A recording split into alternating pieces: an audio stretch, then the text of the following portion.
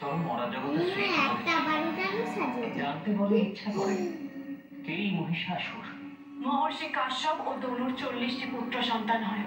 এই 40 সন্তানের মধ্যে দুজন ছিলেন রম্ভ ও করম্ভ। দুই ভ্রাতার ভারী ভাব ছিল। যথার্থ করম্ভ বিবাহ করেন, কিন্তু রম্ভ একাধিক বিবাহ করেছিলেন। অথচ রম্ভের ঘরে কোনো সন্তান ছিল না। তাই সন্তান লাভের আশায় এক বট বৃক্ষের নিচে পঞ্চাগ্নি তৈরি করে বৃক্ষের ডালে 2 পা বন্ধন করে মস্তক ঝুলিয়ে দিলেন অগ্নির ওপর।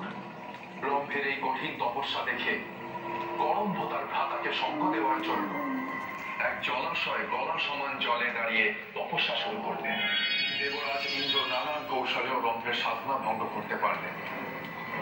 তিনি বুঝলেন কঠিন একাগ্রতায় সাধনা